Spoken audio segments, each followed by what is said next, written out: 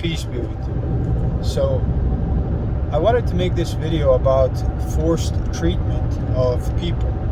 One of the most recent examples about forcing people to get treatment they may not want was with the COVID vaccine, and the government went through a lot of trouble to try to convince people, or rather compel people, to take the vaccine in order to try to prevent a disease that was moderately deadly and very contagious.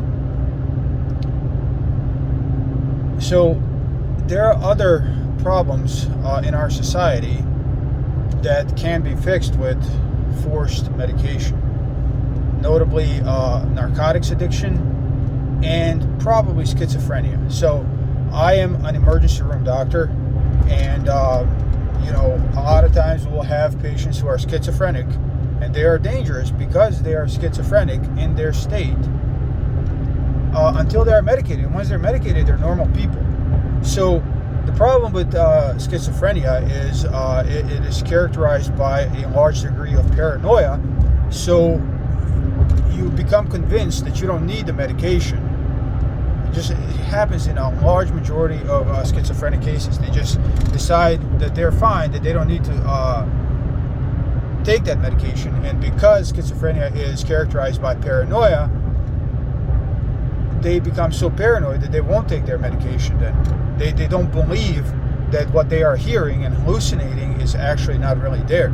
They become preoccupied with their hallucinations, and they start believing them to be real. And in that state, they are very dangerous. I've had several dangerous encounters at work with people who are schizophrenic. One was armed with a knife. One several needed to be restrained.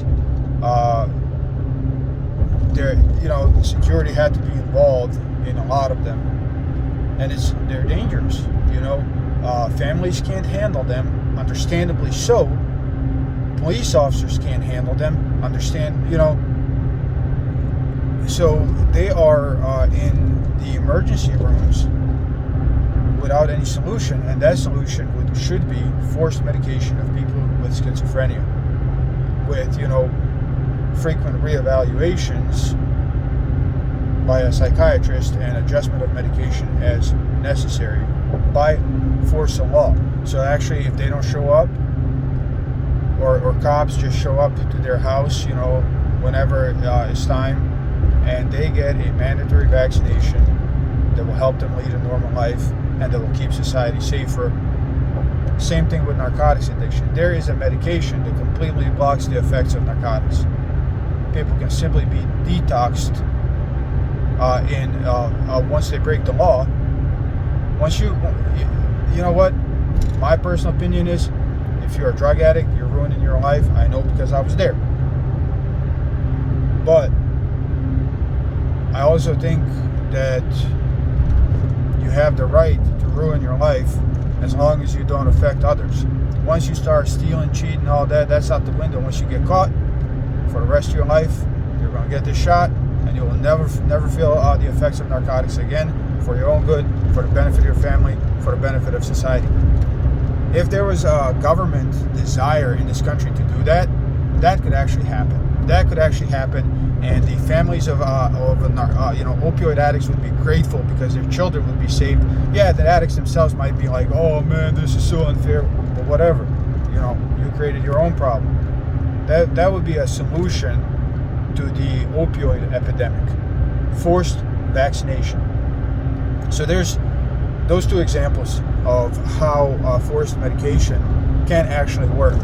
And if there was a willpower upon people to use forced medication on people for COVID, young people who don't really need it because the vaccine didn't really prevent transmission and it only reduced mortality, and what's the point then of vaccinating by force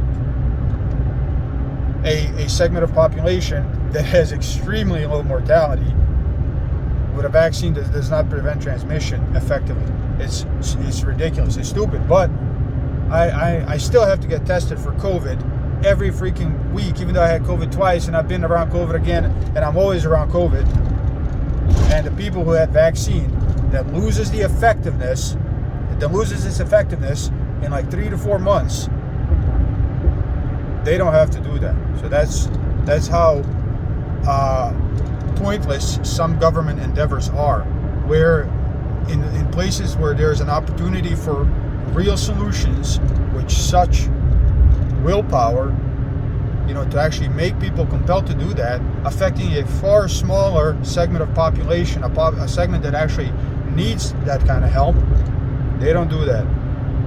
It would be way cheaper, way more effective, because more young people died from opioids. I think 100,000 in the first year, or 100,000 of them die a year, where only like 20,000 of the same demographic died from COVID. Young people.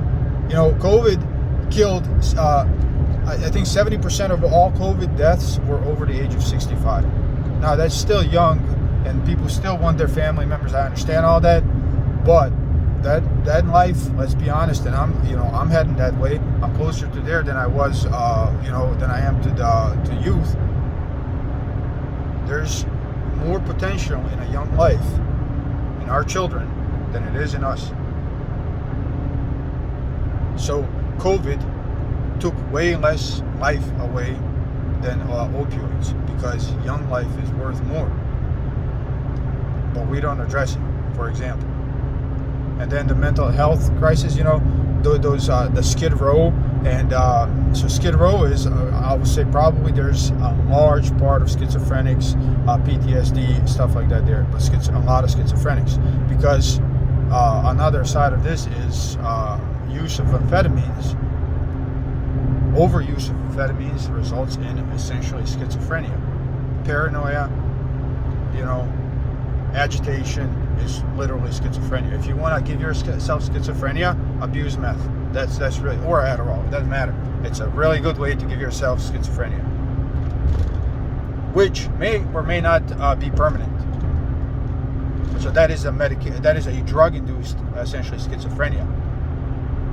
But there's actual schizophrenia, and a lot of those people on Skid Row in LA, other homeless encampments, or a large percent of them are schizophrenics. The other part are drug addicts. And opioid crisis, I think, is going to die down anyways, because stimulants are becoming the predominant drug now. At least what I'm seeing in the ER. But those people can still be helped, because I think the narcotic users are plateauing, and then the stimulant users are kind of on the rise.